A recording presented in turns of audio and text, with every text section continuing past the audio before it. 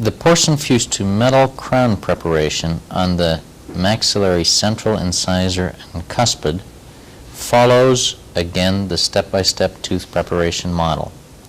Initially, 3 depth grooves will be placed in the incisal edge. This will be followed by the placement of depth grooves in 2 planes on the facial surface. The incisal aspect will follow approximately the contour of the facial surface for 2/3 of the height of the clinical crown length. The cervical 1/3 will determine the path of insertion of the actual restoration. This then is followed by the actual facial reduction, which also occurs in 2 planes, one following the incisal 2/3 and one following the cervical 1/3. This will result in a type of wing in the completed preparation. Once the facial aspect of the reduction has been performed, a lingual chamfer will be placed, which extends into the interproximal embrasure until it meets with the wing. After half of the tooth structure has been removed, the remaining half is once again used to assess the adequacy of the reduction. This then is followed by the remainder of the preparation, which will result in this type of a completed tooth preparation. Note that the shoulders extend into the interproximal embrasures approximately 1 millimeter lingual to the actual contact area with the adjacent teeth. A so-called wingless modification offers the same amount of clearance for the restorative materials, but has a shoulder that gradually turns into a chamfer on the lingual aspect of the tooth preparation. The incisal depth cuts are this time placed with a half DT diamond. Note that the angulation of the diamond is slightly lingually inclined, this to be perpendicular to the opposing force by the lower incisor teeth. Also note that the thickest portion of the diamond is used to place these depth cuts.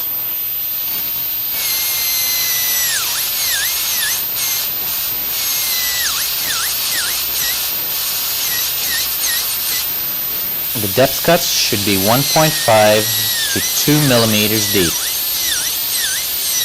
And again, you can use your perioprobe to verify this.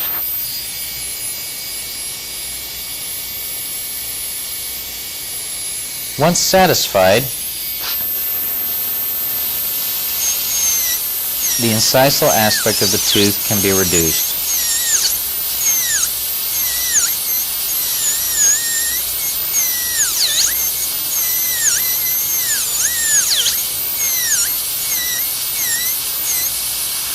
Again, perform this half a tooth at a time and maintain the other half for verification of what you have done.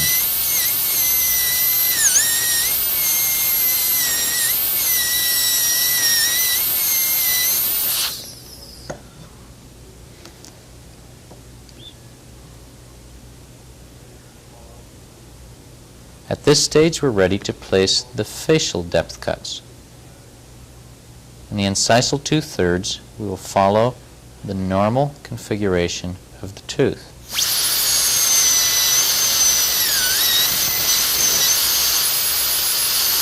This depth cut should be approximately 1 to 1.2 millimeters in depth.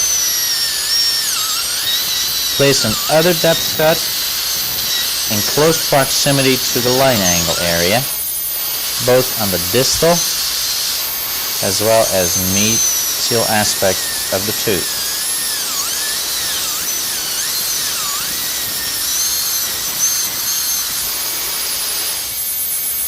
Note the change in orientation as we place the cervical depth cut. This will actually determine the path of insertion of the actual restoration.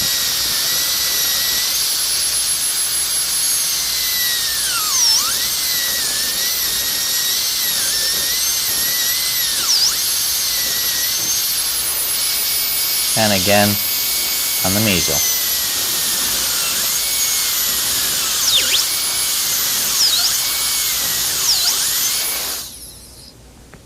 At this stage, verify that adequate clearance has been obtained. Note that these grooves probably could be slightly deeper. Remember, 1 to 1.2 millimeters of clearance is required. This is probably the least conservative of tooth preparations. And the amount of structure to be removed is not to be underestimated.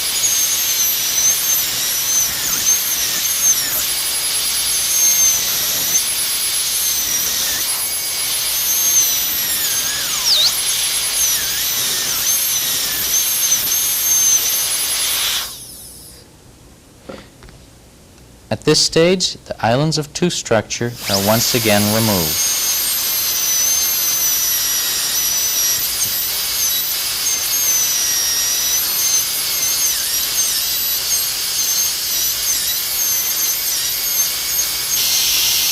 Note the change in angulation as the cervical aspect of the shoulder is prepared.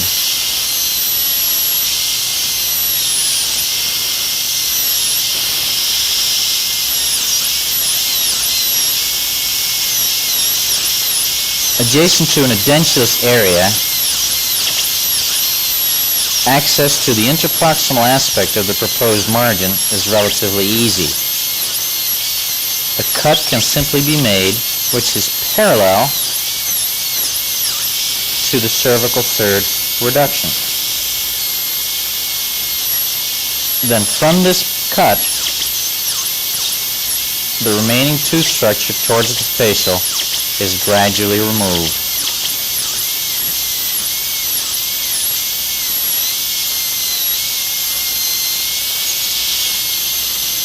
After which the shoulder aspect is smooth and the bulk of unsupported tooth structure can already be removed with this rotary instrument. The placement of the proximal wing should be at least 1 millimeter to the lingual of the proposed contact area. At this stage, without any change of instrumentation, a lingual depth cut can be placed in the center of the lingual surface.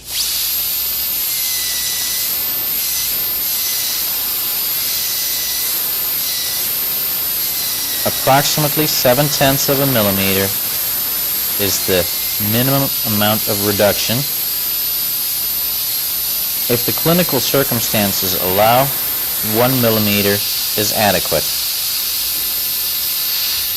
A lingual guiding groove is placed in the center of the lingual surface and will serve as the starting point for the chamfer, which will wrap around the lingual and proximal until it meets with the shoulder.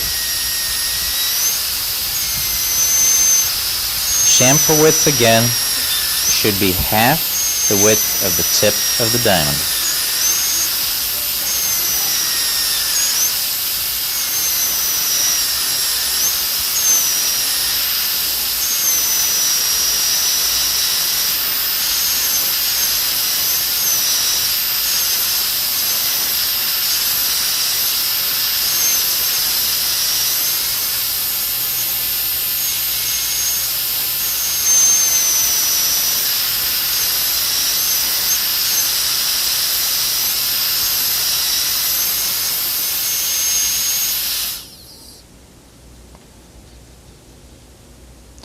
The junction between proximal chamfer and shoulder should be smooth and continuous. At this stage, assess the amount of reduction. At least 1.2 millimeters of space must be available. If 1.5 can be obtained in the incisal aspect of the tooth, so much the better. On the incisal edge, 1.5 to 2 millimeters of clearance should have been obtained. Be sure to verify that this clearance is also present in the excursive movements, left and right lateral as well as protrusive. Once satisfied, the same steps are repeated on the other side of the tooth.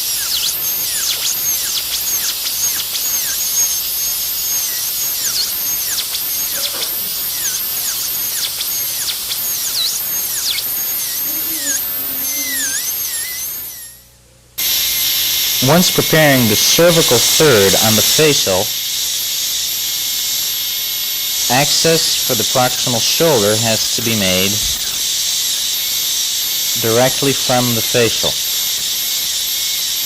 The lingual chamfer has already been placed and extends into the embrasure.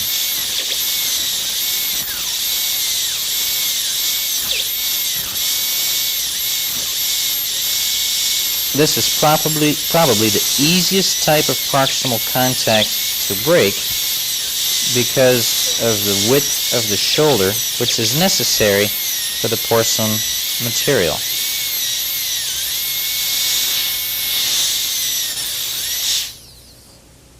Upon placement, view from the occlusal aspect to make sure that the wing extends far enough into the embrasure. Probably this can even be extended a little further relative to the location of the proximal contact. At least 1 millimeter lingual to the proximal contact places ideal wing placement approximately in the area where the chamfer preparation from the lingual was stopped. The actual breaking of interproximal contact occurs in a manner identical as has been described for any of the other tooth preparations.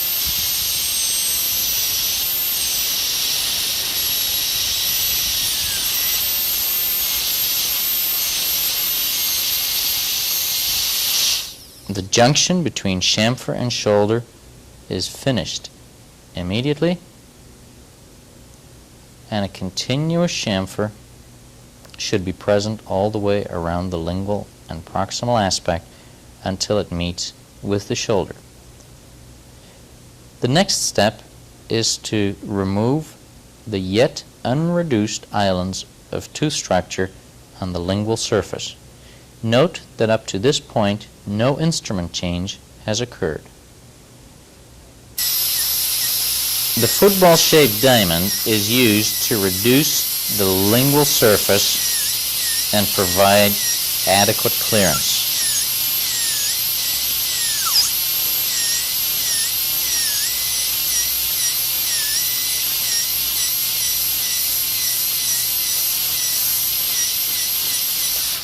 The extent of the lingual reduction can be verified not only by occluding the two casts, but by comparing the shape of the reduced marginal ridge area with the adjacent marginal ridge.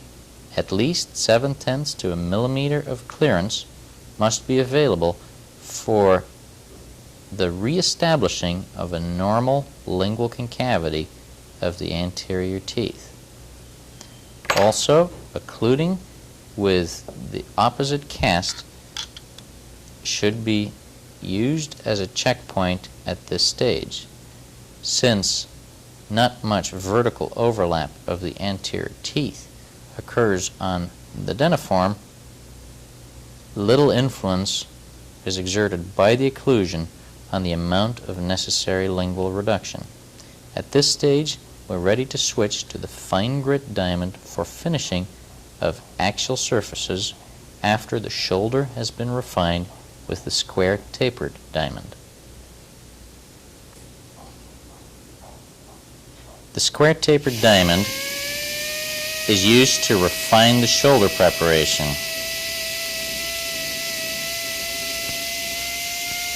Note that it is used in a freestanding position and that the actual wall is not used to guide the diamond. The purpose here is to obtain as straight of an angle between the uncut tooth structure and the shoulder. The angulation of the diamond is adjusted as we progress around the facial aspect of the tooth. Once satisfied that the desired shape exists, a hand instrument can be used to plane any residual unsupported tooth structure that is observed.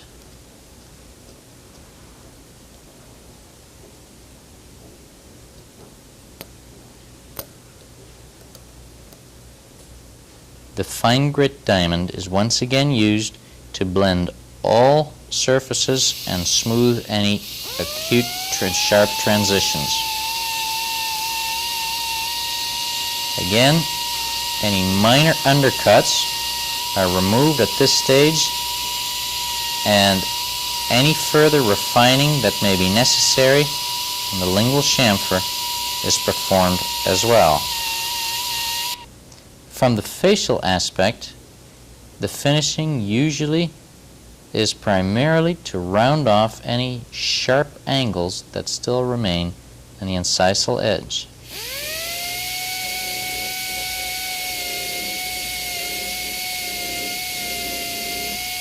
Again, note that the thickest portion of the rotary instrument is used whenever access is conveniently feasible. Any blending of the two-plane reduction can be done at this time as well. This is once again followed with the conventional pumice wash to remove any debris generated during the preparation phase. In the completed tooth preparation, a chamfer that is even in width and again smooth, distinct, and continuous wraps around the lingual aspect of the tooth preparation. Where the wing extends into both interproximal areas, it meets with the shoulder, which has to be at least 1 millimeter in width. No unsupported enamel can remain on the cavocervix angle. The facial reduction has been performed in two planes, the cervical plane determining the path of insertion of the actual restoration. The incisal aspect of the facial reduction follows the normal anatomy of the unprepared tooth. Verify, finally, that adequate clearance exists in the incisal and lingual aspect. At this stage, you are ready to prepare the cuspid for the same porcelain fused to metal type tooth preparation.